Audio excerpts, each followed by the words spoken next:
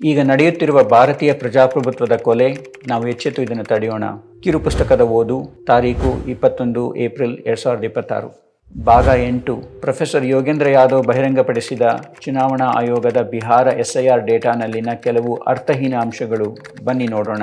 Professor Yogendra Yadav ಅವರು ಬಹಿರಂಗಪಡಿಸಿದ ಚುನಾವಣಾ ಆಯೋಗದ ಬಿಹಾರ SIR ಡೇಟಾದಲ್ಲಿನ ಕೆಲವು ಅರ್ಥಹೀನ ಅಂಶಗಳು.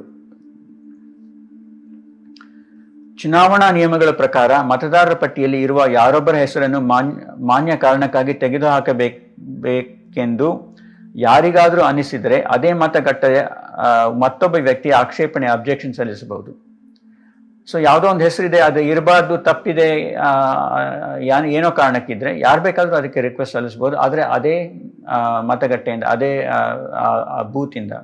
ಬೂತಲ್ಲಿ ಅವರು ಮತದಾರ ಆಗಿರೋರಿಂದ ಮಾತ್ರ. ಅಗತ್ಯ ತನಿಖೆ ಮತ್ತು ಪ್ರಕ್ರಿಯೆ ನಂತರ ಸಂಬಂಧಿತ ಮತದಾರ ಹೆಸರನ್ನು ತೆಗೆದುಹಾಕಬಹುದು. ಈ ರೀತಿ ತೆಗೆದುಹಾಕಲಾದ ಮತದಾರರ ಪಟ್ಟಿಯನ್ನು ಡೌನ್ಲೋಡ್ ಮಾಡಬಹುದಾಗಿದೆ. ಪ್ರೊಫೆಸರ್ ಯೋಗೇಂದ್ರ ಯಾದವ್ ಅವರ ತಂಡವು SIR ಪ್ರಕ್ರಿಯೆಯಡಿ ಚುನಾವಣಾ ಆಯೋಗವು ಬಿಹಾರದಲ್ಲಿ ಮೊದಲ ಮತದಾರರ ಪಟ್ಟಿಯನ್ನು ಸಿದ್ಧಪಡಿಸಿದ ನಂತರ ತೆಗೆದುಹಾಕಲಾದ ಹೆಸರುಗಳ ಪಟ್ಟಿಯನ್ನು ಡೌನ್ಲೋಡ್ ಮಾಡಿತ್ತು. ಅಂದರೆ ಈ SIR ಅಲ್ಲಿ ಪ್ರಕ್ರಿಯೆಯಲ್ಲಿ ಏನು ಎಲ್ಲ ಆಗಿ ಫೈನಲ್ ಲಿಸ್ಟ್ ಅಂತ ಪಬ್ಲಿಷ್ ಮಾಡಿದ್ದಾರೆ. ಅದು ಆದಮೇಲೆ ಹೆಸರುಗಳನ್ನು ತೆಗೆದುಹಾಕಿತ್ತು. ಆ ಪಟ್ಟಿಯಲ್ಲಿ ಸಂಬಂಧಿತ ಮತದಾರರ ಹೆಸರು, ಆಕ್ಷೇಪಣೆ ಸಲ್ಲಿಸಿದ ವ್ಯಕ್ತಿಯ ಹೆಸರು ಮತ್ತು ಆಕ್ಷೇಪಣೆಯ ಕಾರಣಗಳನ್ನು ದಾಖಲಿಸಲಾಗಿತ್ತು.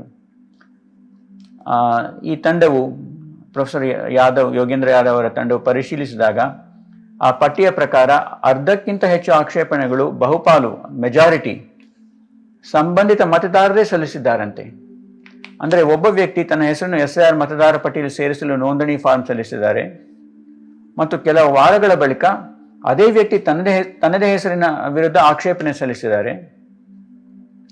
ತನ್ನ ಹೆಸರನ್ನು ತೆಗೆದುಹಾಕುವಂತೆ ಚುನಾವಣಾ ಆಯೋಗಕ್ಕೆ ಮನವಿ ಮಾಡಿದ್ದಾರೆ ಅಂತ ಅರ್ಥ ಆಗತ್ತೆ. ಆ ರೀತಿ ದಾಖಲಾಗಿತ್ತು. ಇವು ಬಿಹಾರಗಳಲ್ಲಿ ಕಂಡುಬಂದ ಬಹುಪಾಲು ಆಗಿದ್ದವು.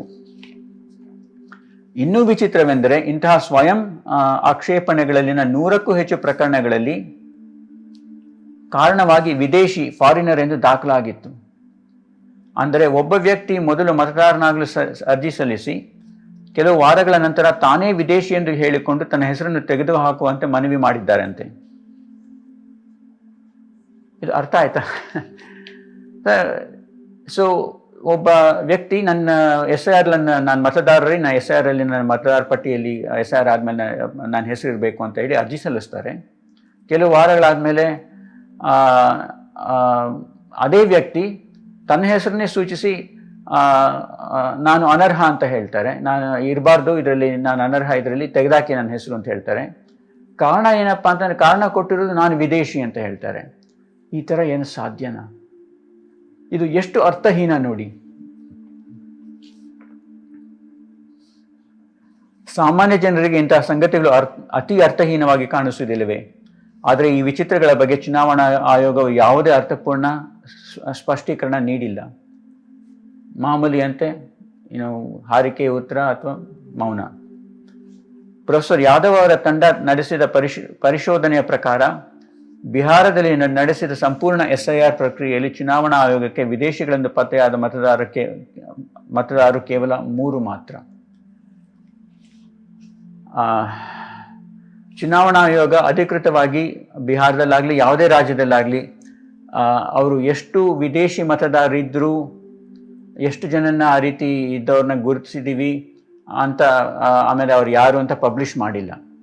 ಪ್ರೊಫೆಸರ್ ಯಾದವ್ ಅವರ ತಂಡ ಬಹಳ ಶ್ರಮಪಟ್ಟು ಈ ಬಿಹಾರದ ಕೆಲವು ಡಿಸ್ಟ್ರಿಕ್ಟ್ಗಳಲ್ಲಿ, ಕೆಲವು ಅದು ಬಾಂಗ್ಲಾದೇಶಿಗೆ ಹತ್ತಿರ ಇರುವಂಥ ಜಾಗಗಳಲ್ಲಿ ಸುಮಾರಷ್ಟು ಕಷ್ಟಪಟ್ಟು ನೋಡಿದಾಗ ಅವ್ರಿಗೆ ಸಿಕ್ಕಿದ್ದು,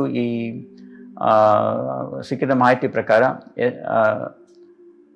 ಚುನಾವಣಾ ಆಯೋಗ ಕೇವಲ 3 ಜನನ್ನ, 8 ಕೋಟಿ ಮತದಾರನ ಪರಿಷ್ಕರಣೆ ಮಾಡಿ ರಿವಿಷನ್ ಮಾಡ್ತೀವಿ ಅಂತ ಹೇಳಿ 8 ಕೋಟಿ ಜನರಿಗೆ ಚಿತ್ರಹಿಂಸೆ ಕೊಟ್ಟು ಕೇವಲ 3 ಜನ ಬಾಂಗ್ಲಾದೇಶಿಯರಿದ್ದರು ಅಂತ ಅವ್ರಿಗೆ ಗೊತ್ತಾಗಿದೆ, ವಿದೇಶಿಯರಿದ್ದರು ಅಂತ ಹೇಳಿ. ಬಿಹಾರದಲ್ಲಾಗಲಿ ಅಥವಾ ಇತರೆ ಯಾವುದೇ ರಾಜ್ಯದಲ್ಲಾಗಲಿ SIR ಪ್ರಕ್ರಿಯೆಯಲ್ಲಿ ಪತ್ತೆಯಾದ ವಿದೇಶಿಗಳ ಸಂಖ್ಯೆಯನ್ನು ಚುನಾವಣಾ ಆಯೋಗವು ಅಧಿಕೃತವಾಗಿ ಇನ್ನೂ ಪ್ರಕಟಿಸಿಲ್ಲ. ಚುನಾವಣಾ ನಿಯಮಗಳ ಪ್ರಕಾರ ಮತದಾರರ ಪಟ್ಟಿಯಲ್ಲಿರುವ ಯಾವುದೇ ಹೆಸರಿನ ವಿರುದ್ಧ ಆಕ್ಷೇಪಣೆ ಸಲ್ಲಿಸಲು ಅದೇ ಮತಗಟ್ಟೆಯ ಮತದಾರನಿಗಷ್ಟೇ ಅಧಿಕಾರ ಇದೆ. ಆದರೆ ಅನೇಕ ಬಾರಿ ತಮ್ಮ ಹೆಸರಲ್ಲಿ ಆಕ್ಷೇಪಣೆ ಸಲ್ಲಿಸಲಾಗಿದೆ ಎನ್ನಲಾದ ವ್ಯಕ್ತಿಗೆ ಅದರ ಬಗ್ಗೆ ತಿಳಿದೇ ಇರುವುದಿಲ್ಲ. ಸೊ ಇಂಥವ್ರು ಆಕ್ಷೇಪಣೆ ಸಲ್ಲಿಸಿದ್ದಾರೆ ಅಂತ ಅಲ್ಲಿ ದಾಖಲೆ ಮಾಡಿರ್ತಾರೆ ಚುನಾವಣಾ ಆಯೋಗದ ರೆಕಾರ್ಡಲ್ಲಿ.